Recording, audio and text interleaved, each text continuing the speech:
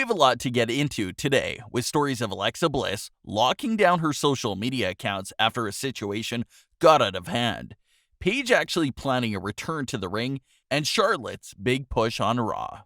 Starting off with the Alexa Bliss story, and there's a lot to get into here.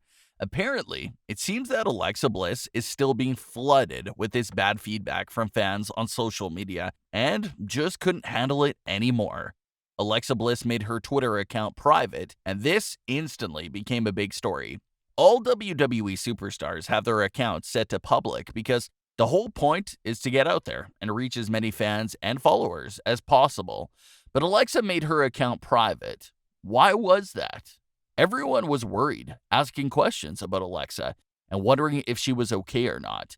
Some fans even went over to Nikki Cross's page asking for an update on what's going on with Alexa. Alexa actually responded to the fan herself and said this on Twitter: "I'm fine, just tired of the harassment, focusing on my mental health at the moment. Everyone, stay being kind out there." It wasn't an individual post that made Alexa shut everything down. It was just her reaching the breaking point from dealing with this sort of thing for many years now. I remember back in 2018, right before Money in the Bank, Alexa took to Twitter to showcase her self-motivating tattoo that was meant to lift herself up from her past experiences. That's when some fans started discussing the tattoo and saying things like, well, she only got the tattoo right before Money in the Bank, so that she doesn't have to take any rough spots in the ladder match.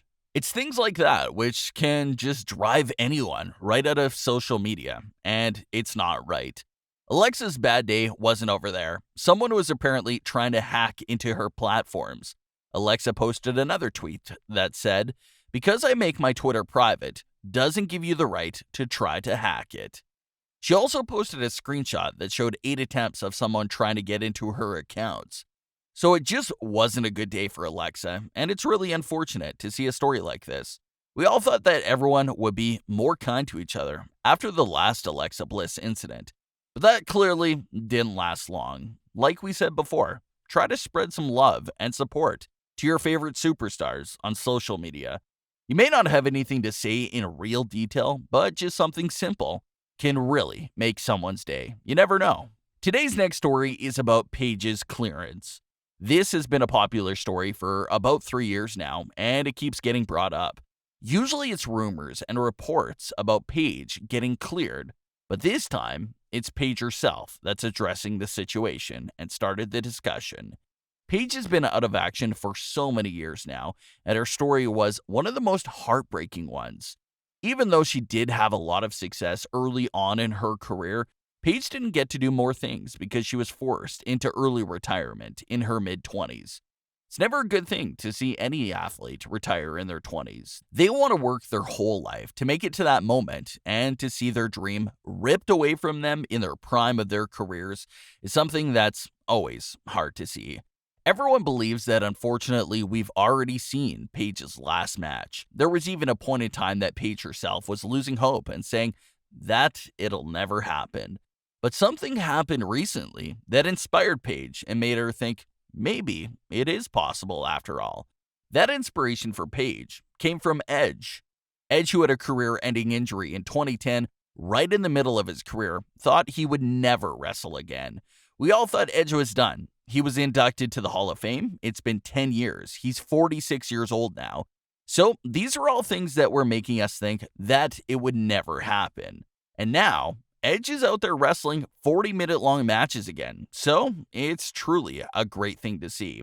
Paige had this to say on the bump about Edge and how it gave her a bit of hope for her own clearance. "He's just wonderful. Like, I'm truly inspired by him. Like, I was always a fan anyway. I was just a massive Edge head for sure.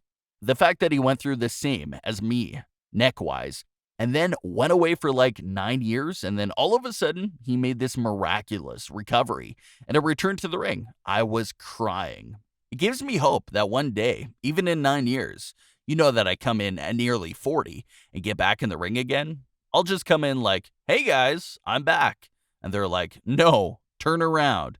But yeah, he inspires me that one day I can make a comeback." Paige's injury is somewhat similar to what Edge was dealing with. So that's why so many people are relating the two injuries and wondering if Paige would ever be able to wrestle again. Just hypothetically speaking, let's say Paige somehow gets cleared in 9 to 10 years. She will be nearly 40 years old, like she said. She'll be just around 37 to 38 years old. That's not bad at all. Edge made it possible at 46 years old. So her return at 37 or 38 years old seems even better. There's so much talent out there that are doing phenomenal jobs at the same age range, right now of 36 to 40 years old. You look at superstars like Nia Jax, Asuka, and Tamina that are all around that age that Paige is talking about, and they're still phenomenal athletes. So a return for Paige around that age isn't the worst thing in the world, and would be a huge return in WWE history. Another insane return that we would have never seen coming, just like Daniel Bryan and Edge. Our last story is another update to the entire Charlotte Flair situation. Like we talked about earlier this week, some fans are starting to get fed up and noticing how much Charlotte Flair gets featured on television. And a lot of fans has had enough of her infinite title opportunities. There's even a petition online that many fans have signed about Charlotte that reads, "Keep Charlotte Flair out of the title picture." It seems that after 12 title reigns and still being the number one contender for the Raw Women's title in current day, the fans would just like Charlotte Flair to take a backseat for once and let us see some new faces shine in the women's division. Well, Charlotte was recently asked about why she has been appearing on every single show. She answered the question and even responded to some of the things that the fans have been saying. Charlotte had this to say when speaking with Sportskeeda.com. Oh man, that's a loaded question. I don't know how that came about. Like we talked about before, I really do think that my consistency is a detriment to people missing me. I feel like I'm doing some of my best work of my career right now, promo-wise and in-ring wise. But because people see me all the time, I think they're used to it. And the expectation is so high. And it's so frustrating because it's like, well, am I not supposed to be hungry? Am I not supposed to always want to be on top?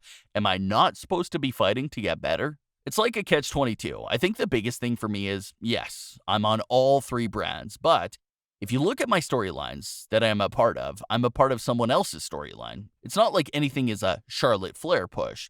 There's nothing like that. I'm just put there because I can basically do anything and everything they ask. Like going on SmackDown was not for me. That's not a push. That is, Charlotte Flair is a name, and she's coming to SmackDown.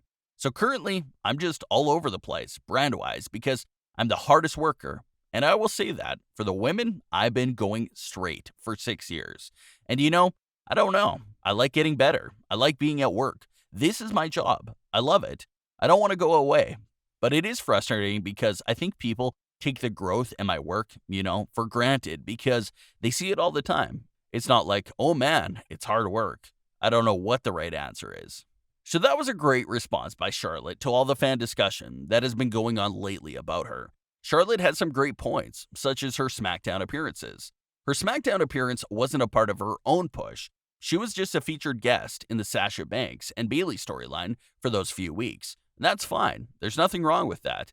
The thing that bothers most fans is that she wasn't legitimately pinned for the NXT title. And less than a day after losing that title, she's already in the Raw title picture.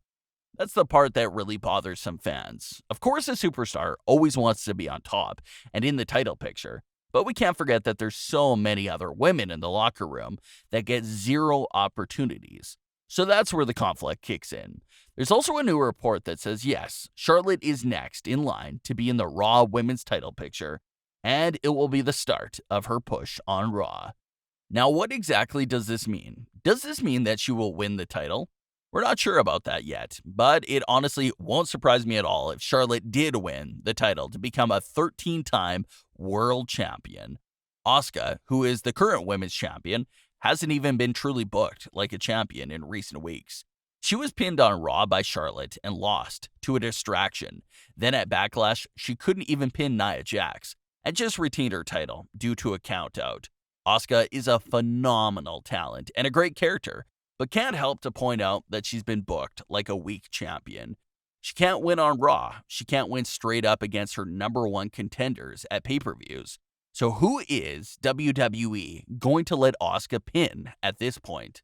So honestly, wouldn't be surprised if Charlotte Flair actually wins the title. If WWE won't let Asuka pin Nia Jax, what makes you think they'll let her pin Charlotte? Only way Asuka's retaining against Charlotte would be through things like DQ, countouts, and so on. No way do I see Charlotte getting pinned or tapping out to Asuka at all. The only recent and legitimate loss I could think of for Charlotte was a few weeks ago during her SmackDown match with Bayley. Bayley did pin her for the 3 count, but it was a dirty heel-like roll-up, so that's basically another excused loss. So Charlotte seems to have a big Raw push on the way, and if recent history has taught us anything, then it's to go with Charlotte Flair in any title match because chances are that she'll likely win it. What are your thoughts on these stories? Leave your comments, don't forget to subscribe, and leave a like if you enjoyed. Thanks for watching, guys.